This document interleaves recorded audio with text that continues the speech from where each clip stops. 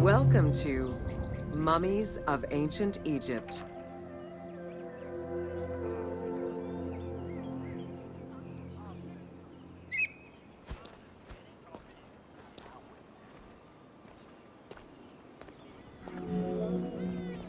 The mummification process used by ancient Egyptians was highly ceremonial in nature. The different types of mummification took into account the social level and richness of the deceased and even included animals. The most expensive was that reserved for the pharaoh and the royal family, as well as some of the wealthiest members of the court.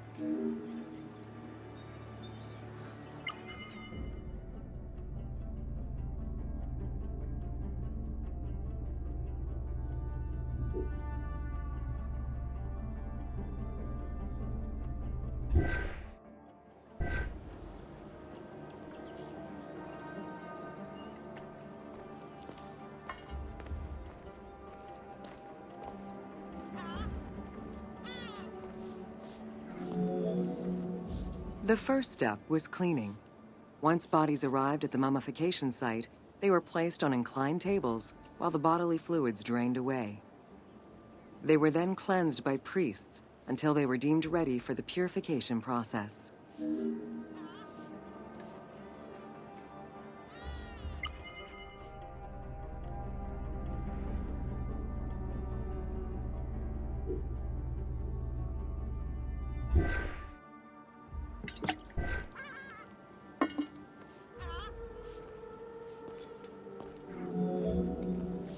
The purification of the body began with a libation from sacred water. The priest then fumigated the body with terebinth resin. After the ritual cleansing, priests used oils, spices, and all kinds of essences to further purify the body of the deceased. Finally, all body hair was meticulously removed.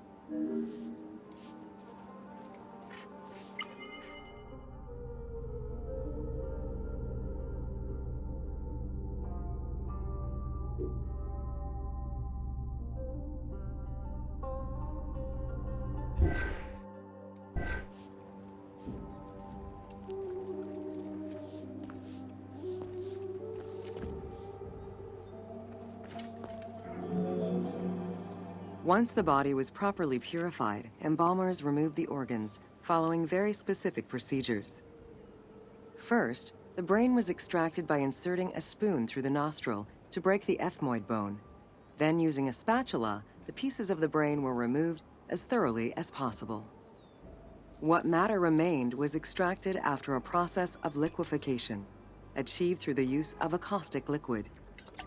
The cranial box, once emptied, was rinsed and disinfected with palm wine, and then stuffed with strips of linen cloth and liquefied resin.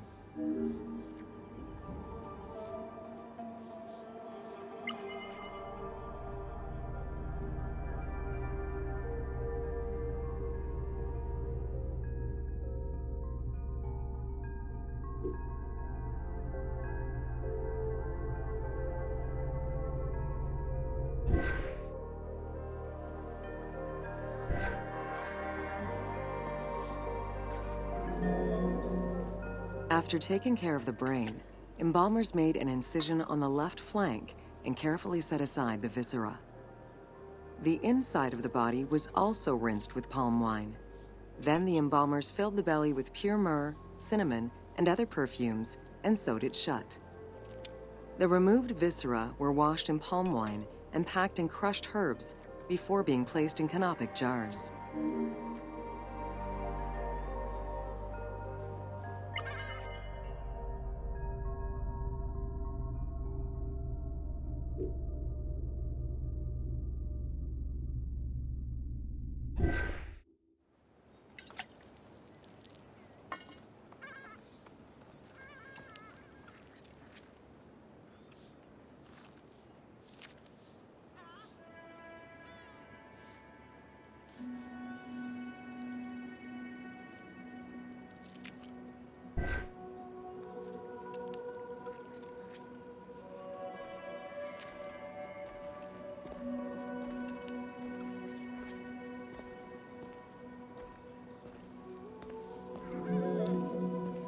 Canopic jars were placed close to the sarcophagus or kept in a chest nearby. At first, the viscera were wrapped in tissue and placed in the vases. As the ritual requirements became more elaborate, ointments, spices, and even water and natron were added to the process.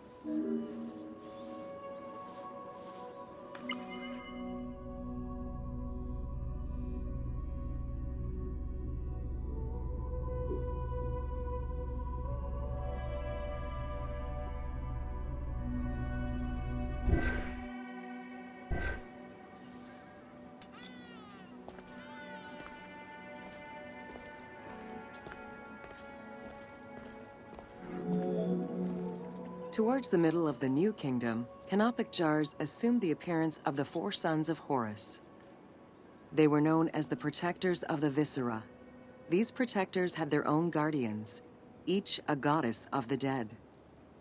Imseti, the human-headed god, protected the liver and was protected by the goddess Iset. Hapi, the baboon-headed god, protected the lungs and was protected by the goddess Nephthys. Dumut-Ef, the jackal-headed god, protected the stomach and was protected by the goddess Neith. And finally, Kebesenuef, the falcon-headed god, protected the intestines and was protected by the goddess Selket.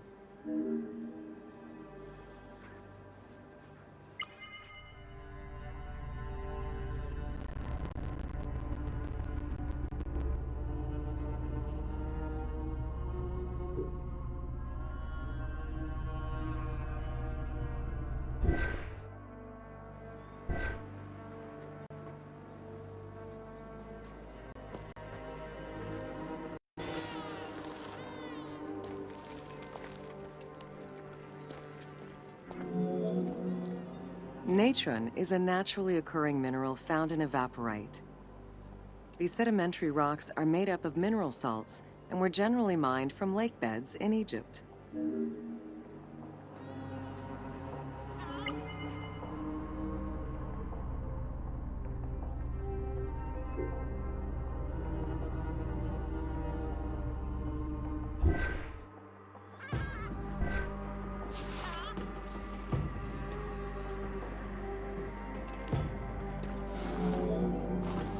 Embalmers used natron as a desiccant to dry the flesh and stop the corpse's putrefaction process.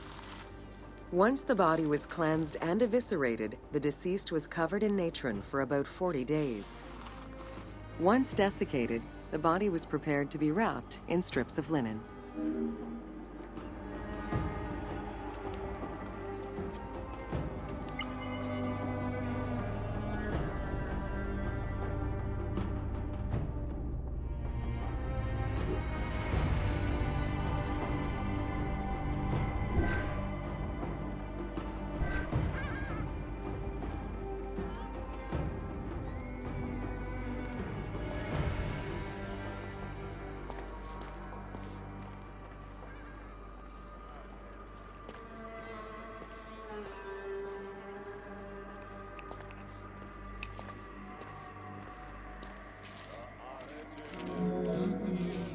Once the body was fully desiccated by the natron treatment, embalmers oiled, painted, and sometimes even added hair extensions or a wig.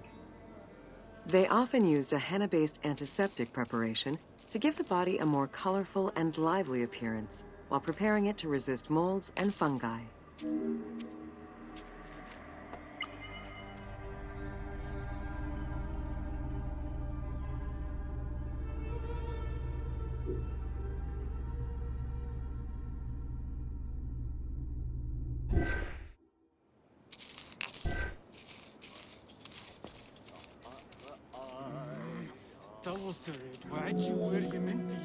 Next came the phase which gave mummies their most well-known appearance, the wrapping.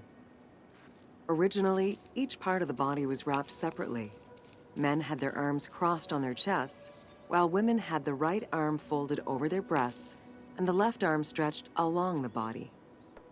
However, techniques evolved over time.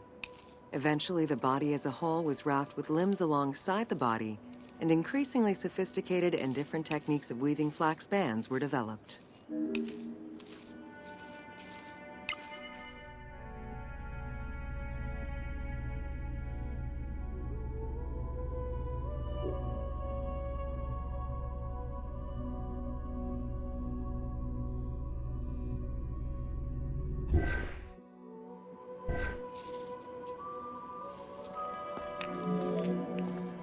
In addition to the jewelry and amulets arranged on the skin of the deceased, amulets were also carefully inserted into the weaving of the linen strips. Each amulet was linked to a myth or to an ideological belief related to rebirth.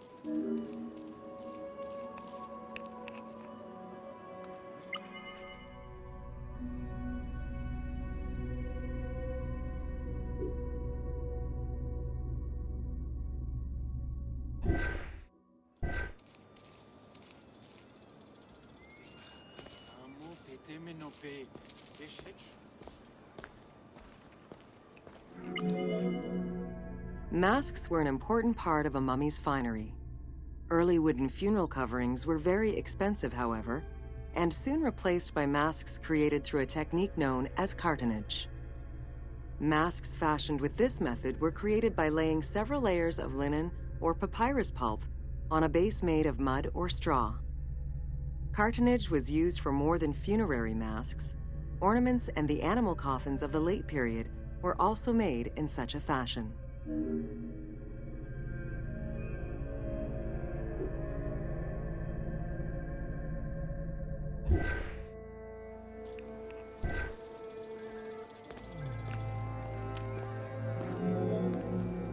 Cartonnage evolved to cover the entire body of the mummy during the 22nd dynasty.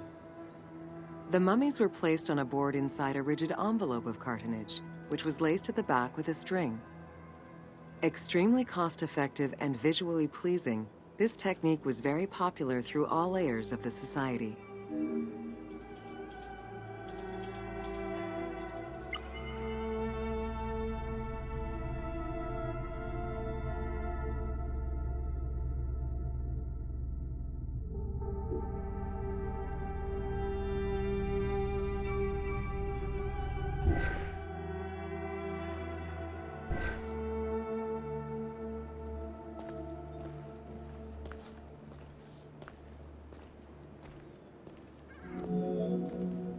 Cartonnage envelopes were usually covered with inscriptions and polychrome decorations, specifying the names and titles of the deceased, scenes depicting daily life, or decorations specific to the funerary world.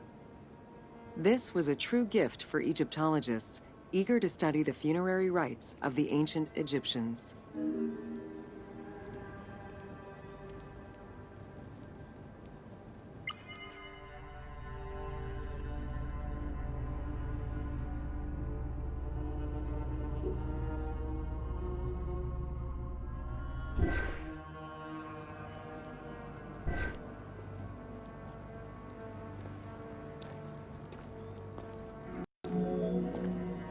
Once the mummy was properly wrapped and adorned, the embalmers proceeded with the ceremony of the opening of the mouth. A vital step of the funerary process, this ceremony was meant to bring back to life the deceased themselves, or an object representing the deceased.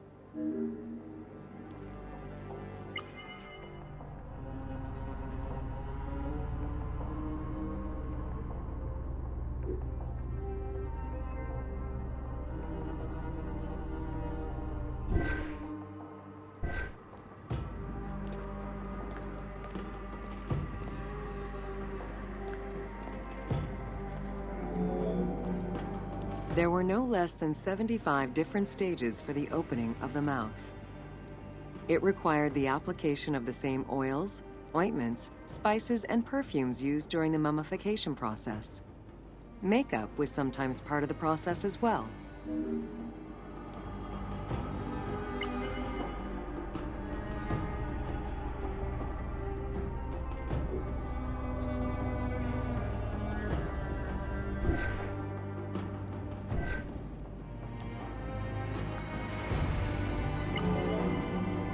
The last stage of this long ritual was the act of touching the mouth with the adze to symbolically allow the breath of life to infuse an inert body. Its performance was reserved for a very specific set of people: priests who wore the mask of the god Anubis, a close relative of the family, or by the heir to the throne.